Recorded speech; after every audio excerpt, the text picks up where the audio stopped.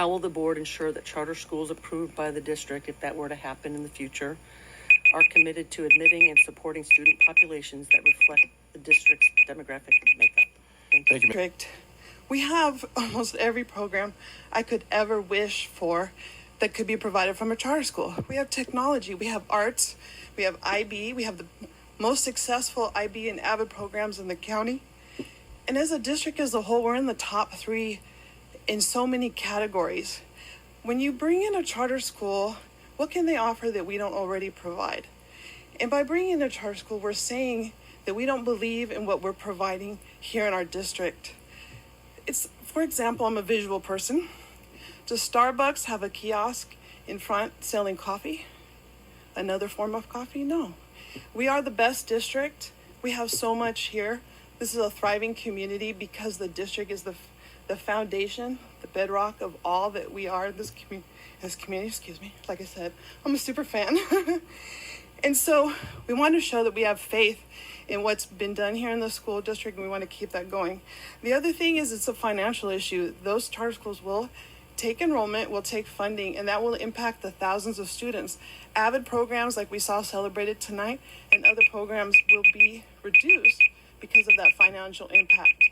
We don't want enrollment to be reduced. We want it to increase because you are. As a teacher at a school, how that can even begin to work. How do you share libraries? How do you share computer labs? How do you share fields? How do you share lunchrooms? How does that work? I feel like as I started to investigate this more and more, I was just left with more and more and more questions.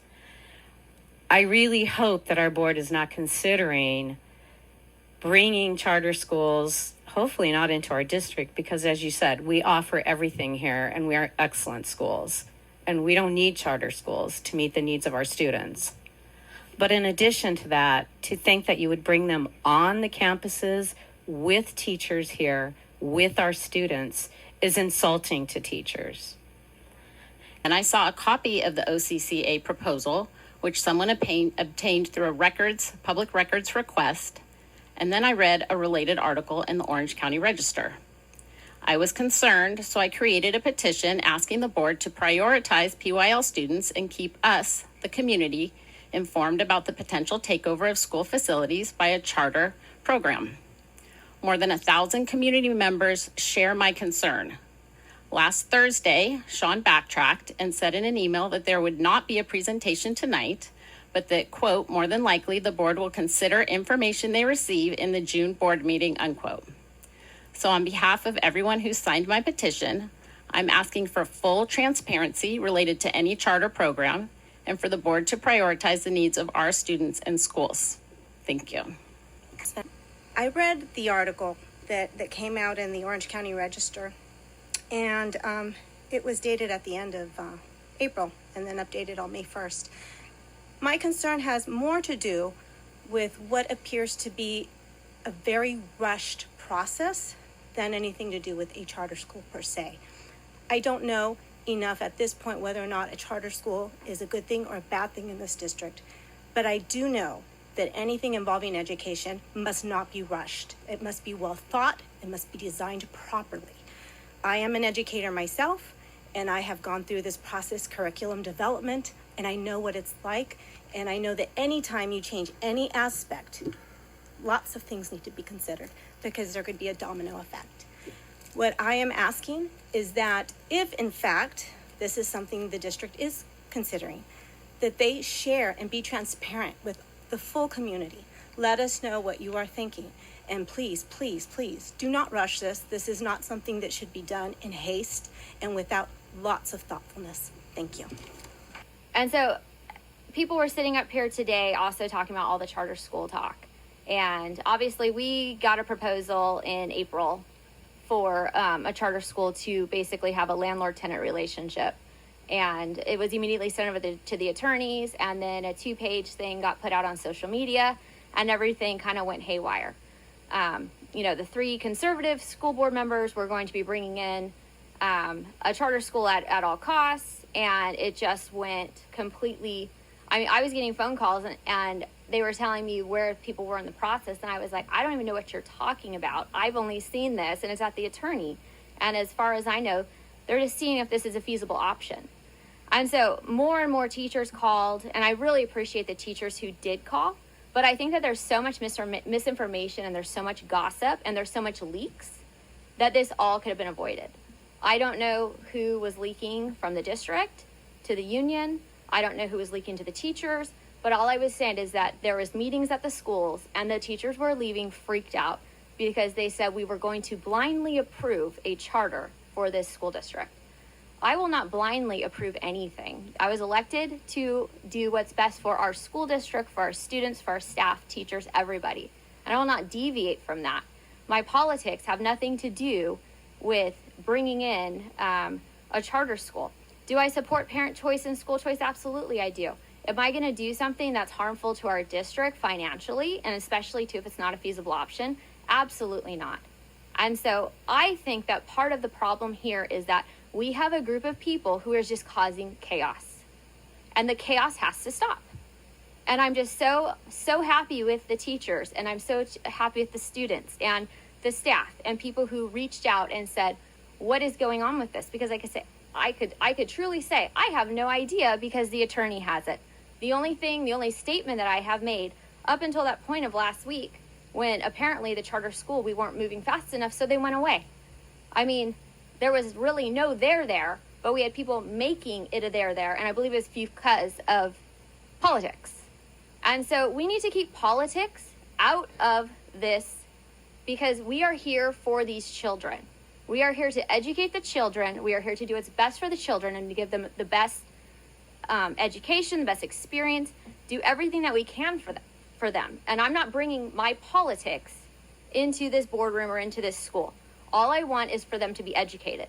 And so I appreciate, once again, all of the people who called and actually asked the question and said, what's going on with this? Because I could honestly say, I have no idea, but the only statement I've made about this charter school, if it's not feasible, if it's harmful to the district, if it's harmful financially to the district, I'm going to vote no. And I won't support this. However, I do support innovation. If we were going to make $1 million and be able to hire 10 more teachers because we had empty classrooms to rent out, then is that an option that we need to take? Should we be innovative about this? Should we actually give a chance? So I am happy that the district did entertain this process and they did send it out to the attorneys to see, is this something that we can do in the future or if we can do now? But I'm really, really tired of people just stating that I'm going to, approve a charter school. I'm going to approve this because of my political affiliation. I am here to represent the students in this district along with the staff, the teachers, everybody. I mean, my kids go here too. So I will not do anything that's harmful to this district. And so if anybody has any questions in the future, please just ask me, please let me know, and please call me and contact me because I will give you an honest response. My response was the same on social media. My response was the same to emails. Everything was the same. Another thing I'm going to address is there's a site that just came out, Supporters of Public Education, and what they basically have said some inflammatory thing. And so I'm just going to, we'll just walk through what their comments were real quick. It says, this is Supporters of Public Education, and they're a group that meets. A lot of them are unions that meet. Josh Newman has met with them several times. Teachers, the Democratic Party.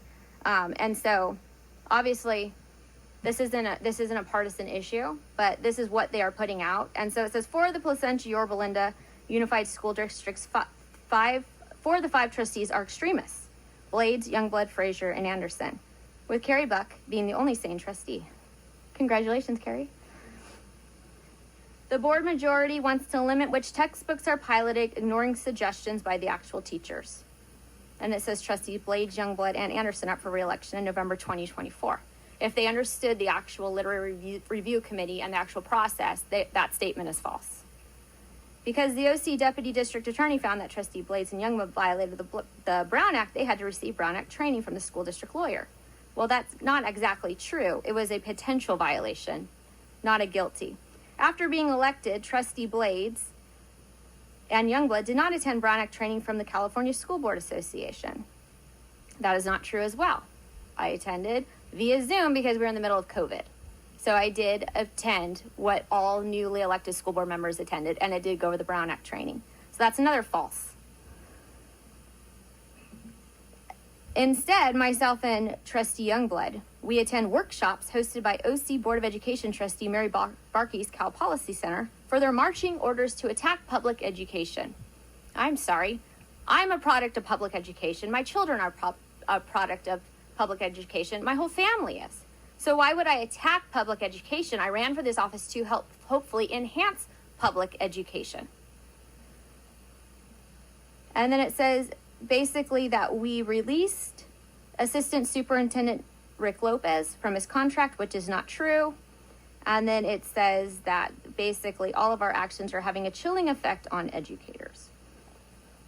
And so one thing that I did find that when someone was up here saying, you know, the actions of our students and what's happening in the classrooms, on some of these special board meetings, where there was videos going out and there was Facebook posts by teachers in our district talking about the 3 board members up here. I was called an evangelical fascist by a teacher. And so I'm sitting here going, we're sitting here saying, let's be examples. But then what are we as adults? Are we being examples? Are we being examples to our students by going live on Facebook and calling people these things and attacking somebody's religion? If I was not, I am a Christian. I'm unapologetically a Christian. I have faith in God. If I was a different religion, would that have been acceptable to attack? If I was a different gender, if I was a different race, would that have been acceptable to attack? And so we need to start thinking about this, that it's not just race, it's respect for all that we need to be held accountable to. And we cannot hold our students and sit here and say they have to learn and they have to understand, they have to teach. Not only should we be teaching this as home as parents, but we are not setting a good example by having teachers attacking parents in our school district and people on the board.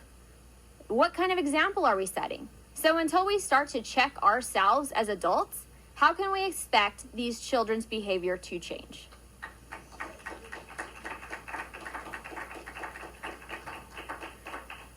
So my only thought tonight is this misinformation that's put out by some members of our community, and it's just causing the chaos in our district.